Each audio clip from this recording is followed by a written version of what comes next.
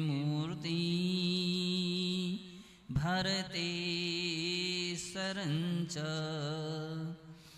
बाहुबली त्याग महान मूर्ति अरिहंत देवं सतितं नमामि अरिहंत देवं सतितं नमामि ये ध्यानशीलः मुनियः प्रधाना ते दुःखहीना नियमान् भवन्ति सम्प्राप्य शीघ्रं परमात्मतत्त्वं ब्रजन्ति मोक्षं क्षणमेकमेव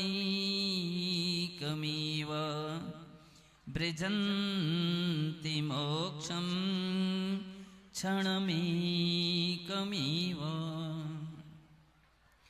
जय बोलिए अनंतानंत सिद्ध परमेष्ठी भगवान की, देवाधिदेव श्री आदिनाथ भगवान की जय, 24 तीर्थंकर भगवान की जय, गुरु दत्तादि मुनि राजों की जय, परम पूज्य वात्सल्य रत्नाकर गुरुदेव आचार्य श्री विमल सागर जी मुनि महाराज की जय, परम पूज्य तपस्वी सम्राट गुरुदेव आचार्य श्री सन्मति सागर जी मुनि महाराज की जय, अहिंसा में विश्व धर्मी की जय। बोले परम पूज्य गणाचार्य भगवान द्रोणगिरी के छोटे बाबा आचार्य भगवान श्री विराग सागर जी गुरुदेव की।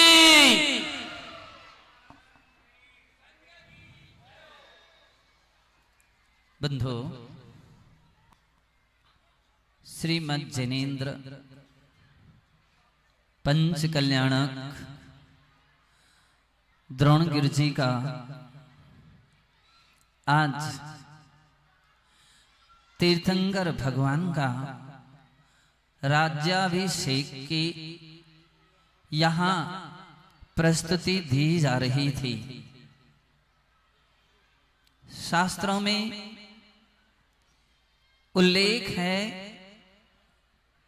कि तीर्थंकर ऋषभ देव के पूर्व जितने भी कुलकर और राजा महाराजा हुए वे सब संस्कार पूर्वक नहीं हुए, राज्य तिलक पद्धति से नहीं हुए।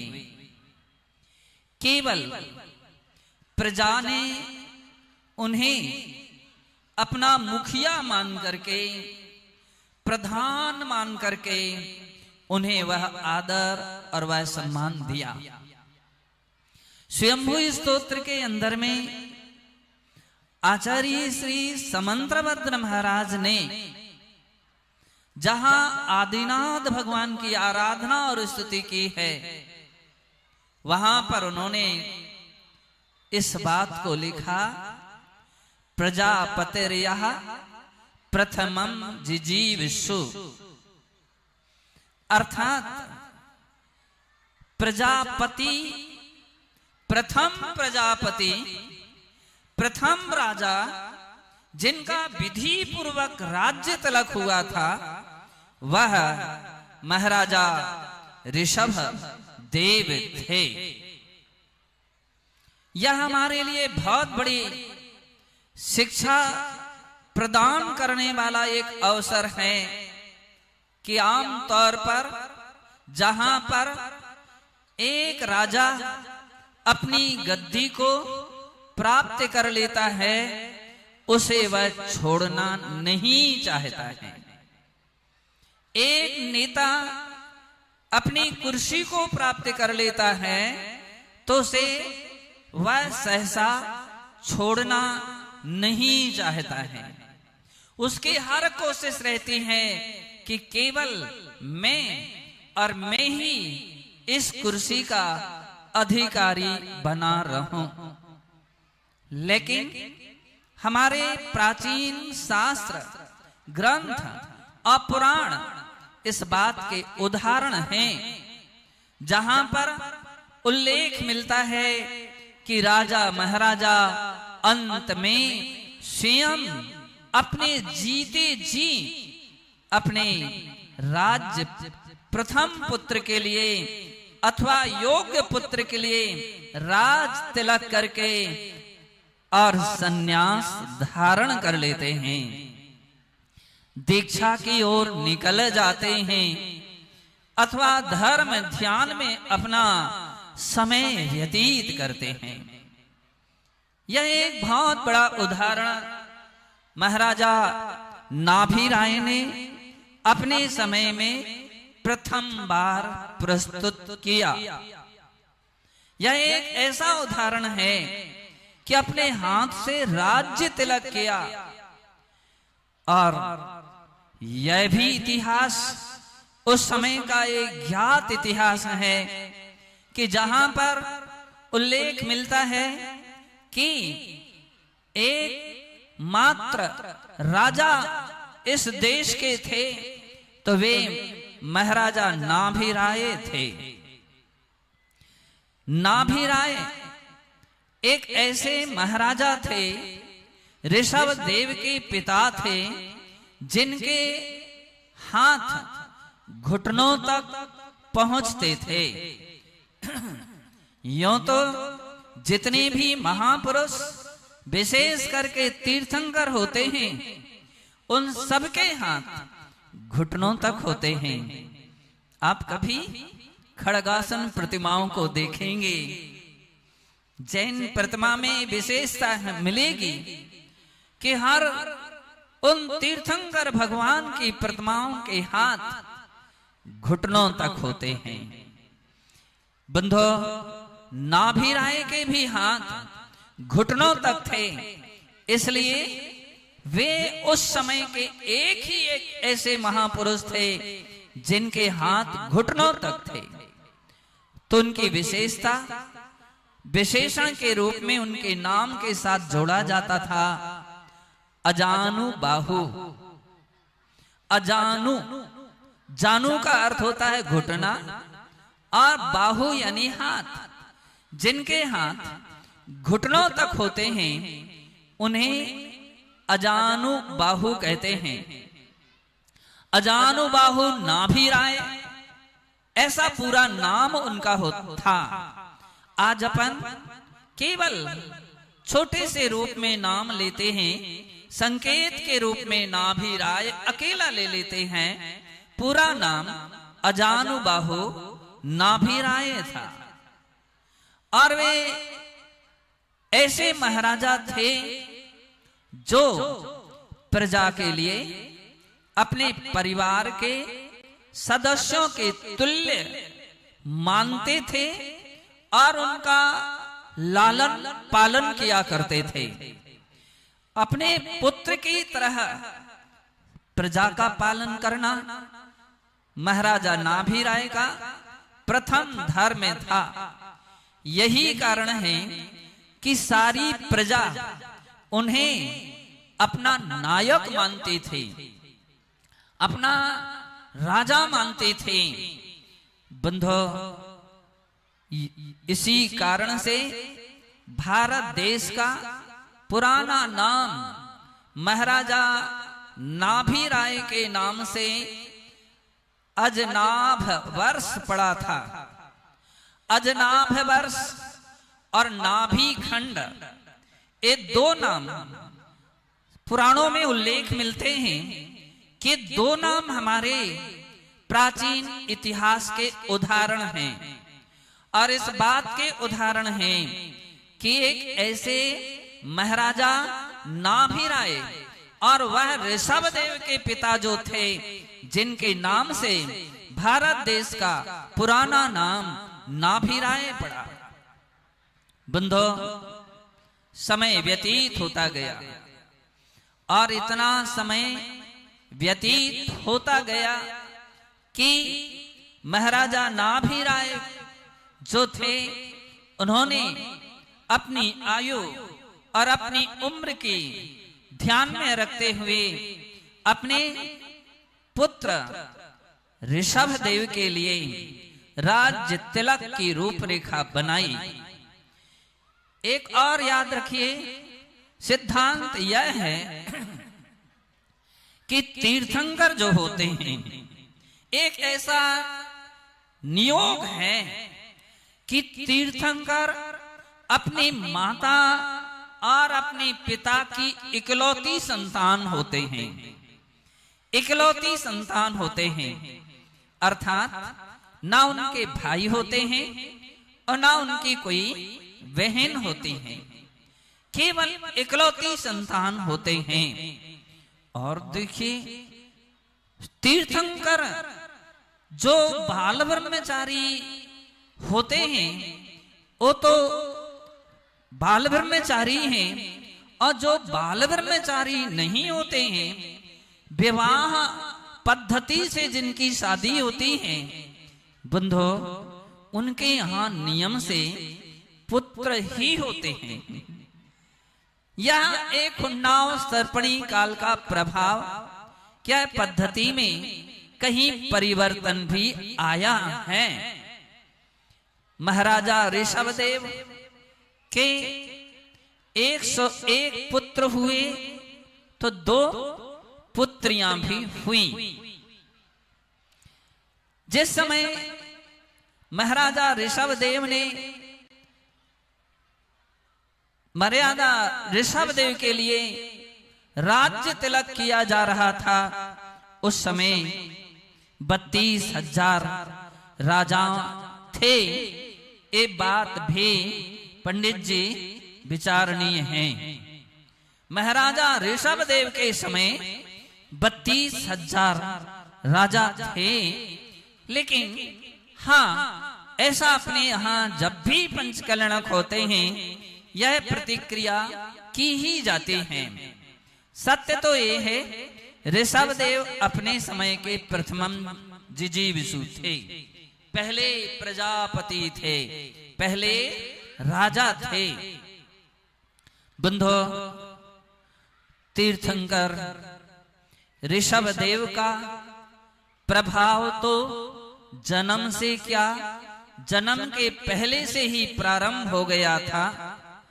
जन्म हो जाने के बाद भी जिस समय युवराज हुए थे, युवराज अवस्था में ही उन्होंने प्रजा की उस समस्याओं का समाधान किया था, जो समस्या प्रजा में कल्प वृक्षहीन होने के कारण बन गई थी। इसलिए उन्होंने आजीविका की भी विधि बदलाई थी। आज जिस समय राज्य तिलक हुआ, बंधो, उन्होंने सबसे पहले विभिन्न प्रकार की शिक्षाएं दी थी। आदिनाथ पुराण के अंदर में उल्लेख मिलता है कि ऋषभदेव ने अपने पुत्रों के लिए केवल जन्म ही नहीं दिया, अपितु शिक्षा भी दी है। जहां पर ऐसा कहा जाता है कि पहले गुरु, प्रथम गुरु गृहस्थिक अवस्था में कौन होते हैं, तो बोले गृहस्थों के पहले गुरु तो माता और पिता होते हैं, मां और पिता होते हैं। वह इसलिए क्योंकि बालक के लिए क्या क्या सारी बातें अक्षर विद्या से लेकर के विभिन्न प्रकार की शिक्षा प्रदान करने वाले केवल माता पिता होते हैं। आज भी कहा जाता है कि जो शिक्षा 100 टीचर मिलकर के ये बच्चे के लिए नहीं दे पाते हैं, उतनी शिक्षा केवल एक माँ अपने बच्चे को दे देती है। बात बात में और खिलाते खिलाते उसको सिखाती हैं कि ये तुम्हारे पापा हैं। और बच्चे पापा पापा, पिताजी पिताजी, बाबा बाबा बोलना प्रारंभ कर देते हैं। कितनी परिचय कराते हैं, ये कटोरी है, यह पानी है, यह रोटी है, यह अमुक सामग्री है। कितना परिचय कराती हैं, कितना उस बच्चे के लिए सिखाती हैं। इसलिए कहा जाता है उम्मा। और वे पिता, पिता की भी अहम भूमिका है। क्या क्या सिखाते हैं? महाराजा ऋषभदेव ने अपने 100 पुत्रों के लिए 80 विद्या सिखाई, अस्त्र संचालन नीति सिखाई, राजनीति सिखाई, अर्थनीति सिखाई, विभिन्न विभिन्न प्रकार की कलाएं सिखाई। बंधो, पुत्रों के लिए विद्या से पारंगत किया और अपनी पुत्रियों के लिए, अपनी बेटी ब्राह्मी और सुंदरी के लिए लिखना सिखाया। ध्यान रखो, जब कभी ऐसे प्रसंग आते हैं तो आप हिंदी में बतला देते हैं ऐसा आ लिखा जाता है और ऐसा बड़ा आ लिखा जाता है। नहीं नहीं नहीं नहीं, हिंदी में नहीं। ऋषभदेव ने उस समय ब्राह्मी लिपि में अनार का बतलाया, बड़ा आम का लिखा करके बतलाया और ऐसी लिपि सिखाई कि जिससे वह आज के इतिहास में प्रसिद्ध हुई और आज तक वह लिपि जीवंत है, जिसका नाम है ब्राह्मी लिपि। सुंदरी के लिए उन्होंने अंक विद्या सिखाई और वह भी ब्राह्मी लिपि के जो अंक थे, ना इंग्लिश के और ना हिंदी के। ब्राह्मी लिपि यह हमारे यहाँ की यह प्राचीनतम लिपि है, प्राचीनतम लिपि है। गर्व करना चाहिए कि हमारी प्राचीन लिपि आज तक ऐसी अनवरत चली रही, चली आई, किंतु आज हम उसके लिए भूलते चले जा रहे हैं और इतना भूलते जा रहे हैं कि अपने लिए पता ही नहीं कि लिपि किसकी थी। तीर्थंकर के द्वारा सिखाई गई, बनाई गई, पढ़ाई गई ये लिपि आज बहुत सारे लोगों को भ्रम भ्रांति के हेतु बनती जा रही हैं।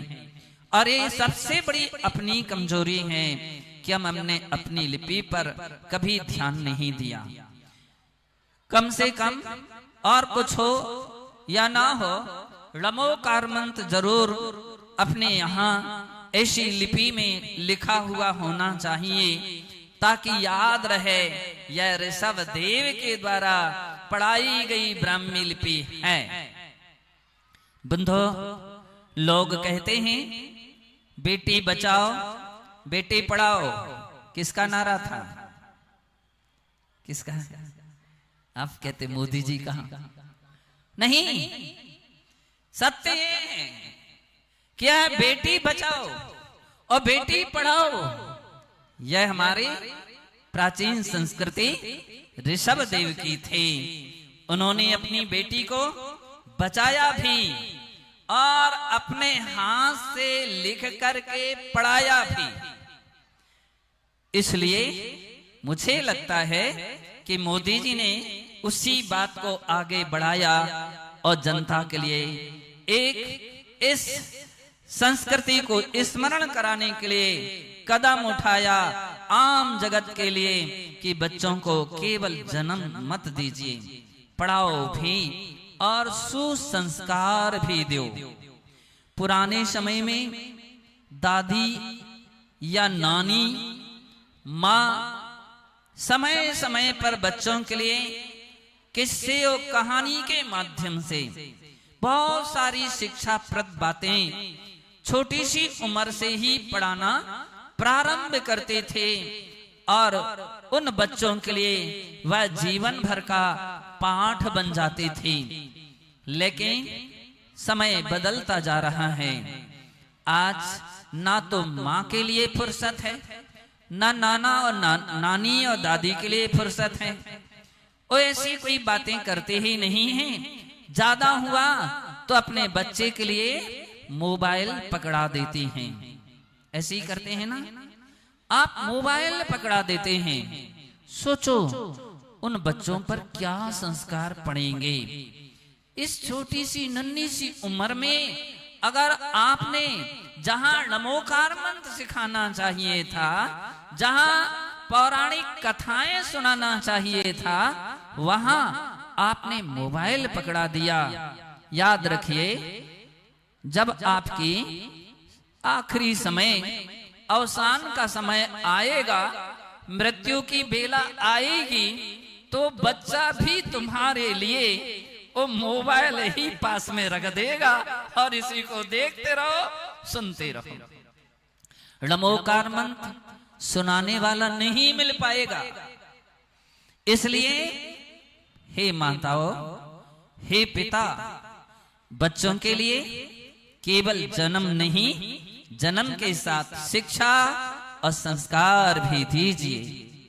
कहा जाता है, अगर जो माता और जो पिता अपने बच्चों के लिए शिक्षा और संस्कार नहीं देते हैं, वह मां नहीं है।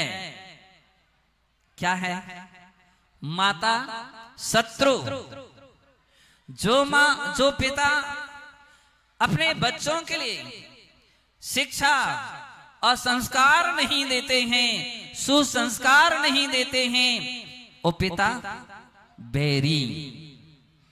ऐसा कहा गया, माता शत्रु पिता वैरी, एन बालेन न पाठिता न शोभते सभा मध्ये हंस मध्ये बको यथा।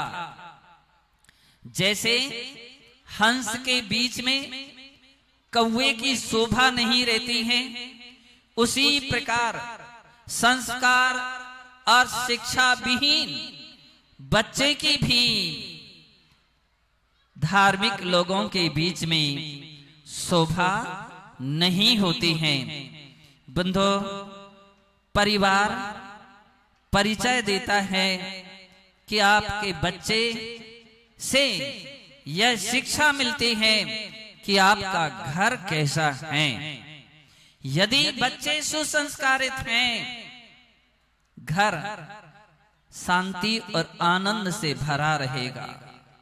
जिस घर में सुसंस्कार नहीं है, उस घर में समय, अनबरत, कलह और अशांतियां भरी रहेंगी। यह याद रखिए, केवल प्राणी धन के कारण सुखी नहीं है। अगर सुखी है तो शिक्षा और संस्कारों के कारण से सुखी हैं। यदि आपने अपने बच्चों के लिए मंदिर तक लाना सिखाया है, समझ लीजिए और बच्चा भी आज तुम उसे मंदिर लाए हो, कल तुम्हें सम्मेद शिखर जी तक भी ले जाएगा, द्रोणगिरि जी तक भी ले आएगा, गिरनार जी भी ले जाएगा। पापा, आपकी भावना है तो चलो मैं तुम्हें यात्रा कराता हूं। मम्मी चलो मैं तुम्हें यात्रा कराऊंगा। ये तभी संभव है जब उसके अंदर में संस्कार होंगे। यदि आपने छोटे से उस बालक की योग्य उम्र में भगवान का अभिषेक करना सिखा दिया, बंधो याद रखिए, जिस बच्चे के हाथ में तीर्थंकर भगवान के अभिषेक का कलश आ गया है, उस बच्चे के हाथ में कभी शराब की बोतल नहीं आ पाएगी। जिस बच्चे के लिए आपने महाराजों के चरणों में बैठना सिखा दिया है, वो बच्चा महाराज को भी अपने घर के चौके में जरूर जरूर ले जाएगा। और आपके लिए सारी समाज धन्य धन्य कहेगी कि आपके यहाँ महाराज के आहार हुए हैं।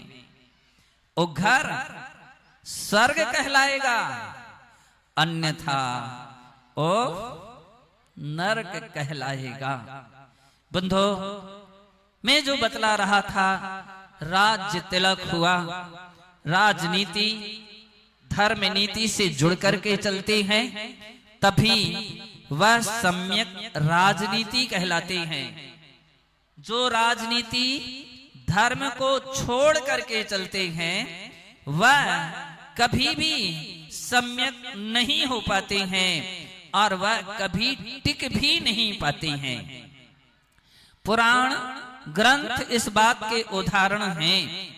जितने भी समय समय पर राजा महाराजा हुए, जितने भी राजा महाराजा हुए, किसी ना किसी रूप में उनके कोई ना कोई गुरु रहे हैं, कोई ना कोई मार्गदर्शक रहा है, कोई ना कोई दिशा बोध देने वाला रहा है, कोई ना कोई संबल देने वाला रहा है।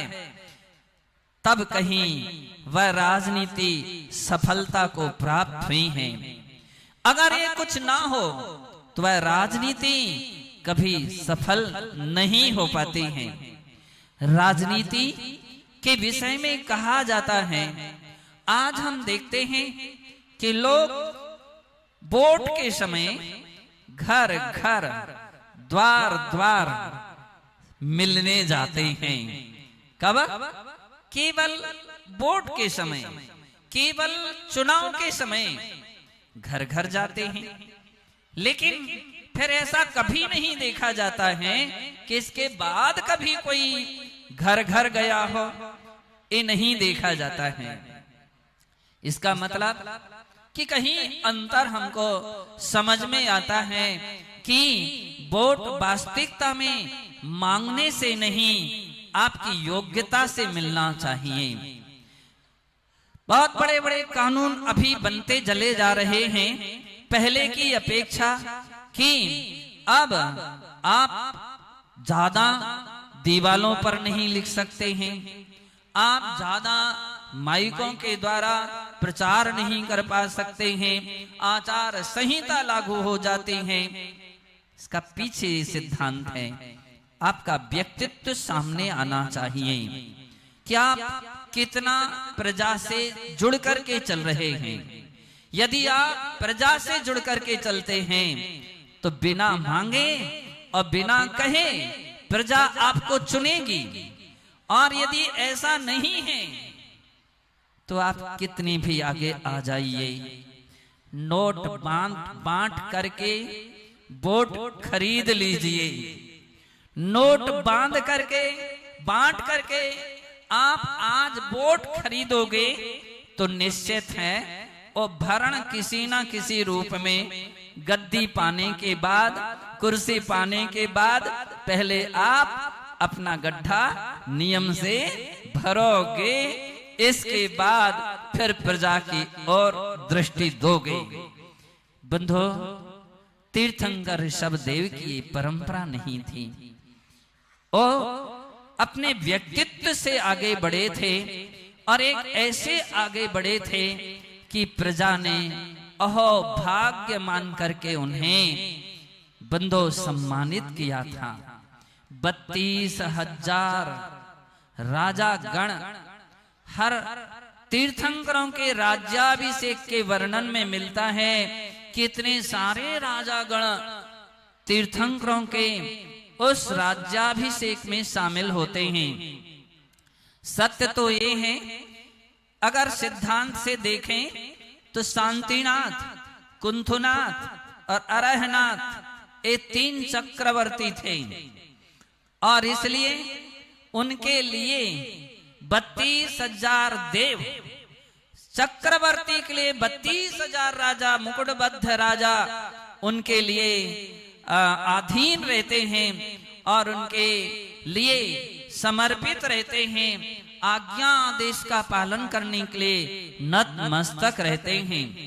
बंधो, शासन और प्रशासन ये राजनीति के या राज्य के मुख्य दो अंग होते हैं। शासन मृदुता और कानून से बात करता है, और जो उसका उल्लंघन करता है उसके आगे प्रशासन अपना काम करता है। दो नीतियां हैं, शासन और प्रशासन। यों कहें राज्य के संचालन करने के दो पहिए होते हैं, शासन और प्रशासन। यह पद्धति वास्तविकता में हर नायक के साथ में होते हैं।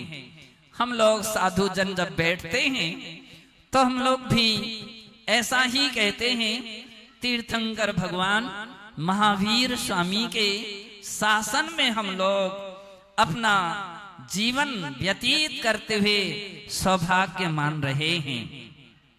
दूसरी ओर देखते हैं तो हमारे गुरु जो होते हैं, जिनके निर्देशन में सच्चे हृदय से हम चलते हैं, बंधो वे हमारे शासक हैं। हम उनके अनुशासन में रहते हैं। अनुशासन कोई कठोरता नहीं है, कोई निर्दयता नहीं है, वास्तविकता में एक कर्तव्यशीलता है, एक मर्यादा है, एक व्यक्तित्व विकास का अंग होता है। कहाँ कब कैसे बैठें, कैसे उठें। तीर्थंकर महावीर भगवान से गौतम स्वामी ने यही तो पूछा था, कदम चरे कदम चिट्ठे कदमा से कदम से कदम भासे भुंजिज जीवम पावम न बज्जे। और तीर्थंकर भगवान ने कहा, जधम चरे जधम चिट्ठे जदमा से जधम से जधम भासे भुंजिज एवं पावम न बज्जे। हर प्राणी अपने कर्तव्य का पालन करने लग जाए तो बंधो कहीं कोई दिक्कत नहीं है। महात्मा गांधी जी के सन्मुख एक बार अंबेडकर ने जब देश का संविधान तैयार किया, 6 माह नागपुर यूनिवर्सिटी के अंदर में रह करके जैन शास्त्रों का अध्ययन करके और पंचशील सिद्धांतों के आधार पर, भगवान महावीर स्वामी के पंचशील सिद्धांतों के आधार पर संविधान लिखा। और जब गांधी जी के सामने प्रस्तुत किया तो गांधी जी ने सारी पुस्तक के एक एक पन्ने पलट लिए। पलटने के बाद फिर उल्टा भी पलट लिया और रख दिया और कहा कि संविधान किसके लिए? अगर प्रजा अपने कर्तव्यों का स्वयं पालन करते जाए तो संविधान की कोई अपेक्षा नहीं है, कोई आवश्यकता नहीं है। और यदि पालन ना करे तो संविधान की फिर भी कोई आवश्यकता, कोई महत्व नहीं रहेगा।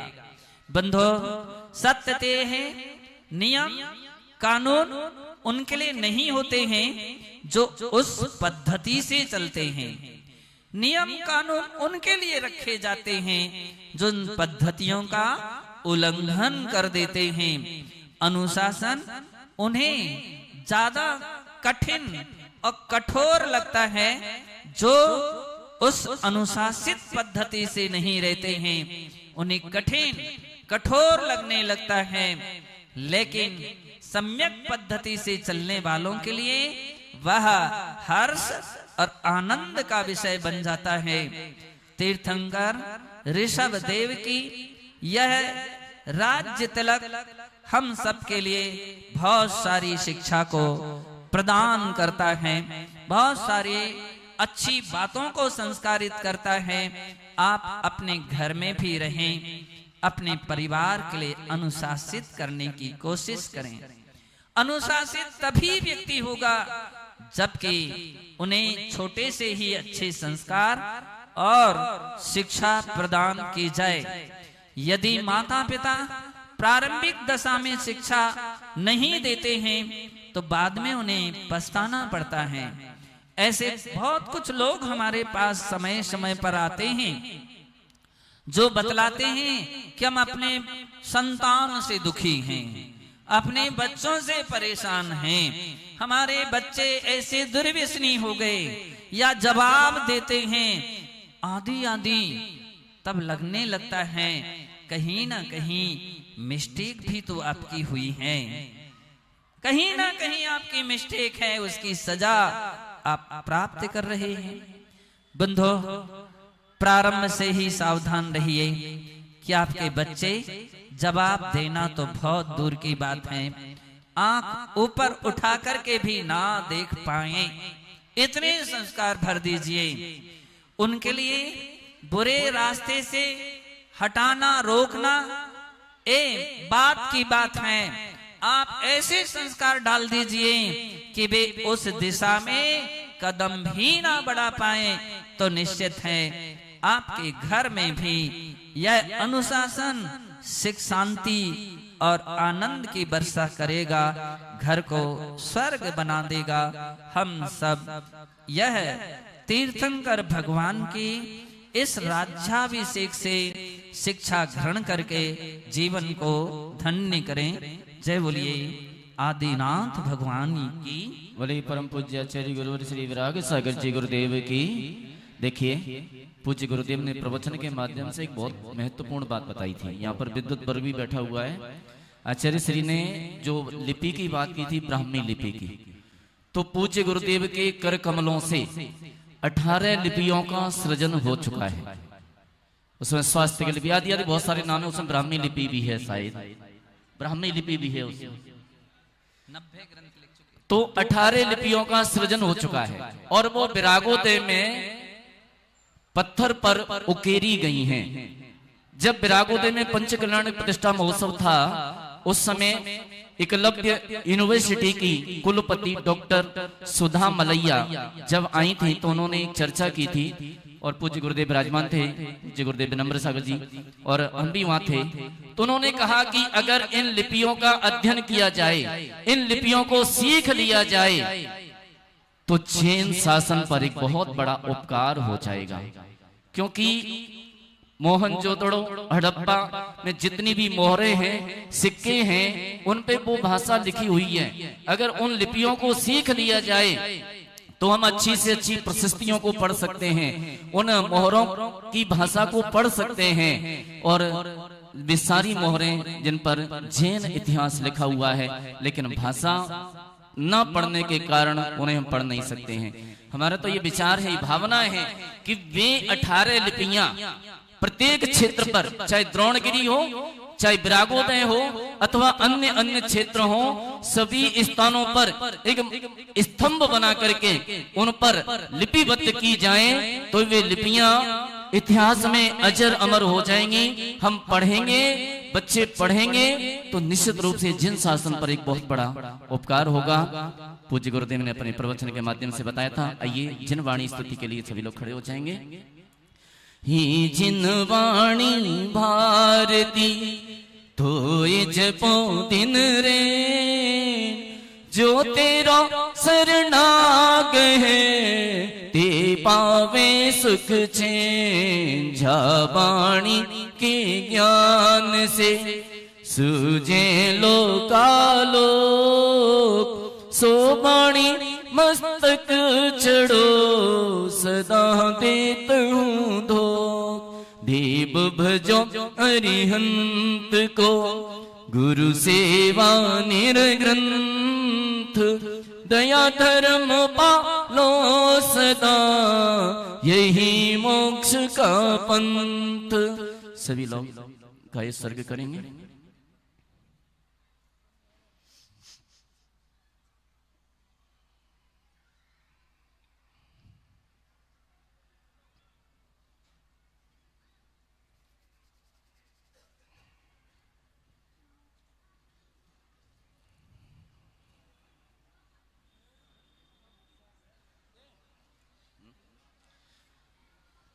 आज की महाआरती का सौभाग्य जिन्होंने प्राप्त किया है, भाई रश्मि रविंद्र जी झंडा, जनपद सदस्य भगवा उन्होंने यह सौभाग्य महाआरती का सौभाग्य प्राप्त किया है। साथ ही नितिन जी चौधरी एवं राघव राजा जी जनपद अध्यक्ष पूरे परिवार के साथ आप सभी लोग महाआरती में इनकी ओर से आमंत्रित हैं। और इस महाआरती का कार्यक्रम जो प्रारंभ होगा वो यात्री निवास से प्रारंभ होगा और यात्री निवास से हाथी और बग्गी में सवार होकर के सभी लोग आएंगे और आरती में सम्मिलित होंगे। भाई जितेंद्र जी क्रांतिकारी खरगापुर हमारे पीछे हैं, उनसे निवेदन है मंच पर आने की कृपा करें। भाई शीघ्रता से संपन्न करें। रविंद्र जी, अजीत जी आइस ट्रैक्टर्स हमारे बीच मौजूद है, उनसे भी निवेदन है पधारें। क्रांति कुमार जी अशोक स्टील पैलेस, उनसे भी आग्रह है पधारें।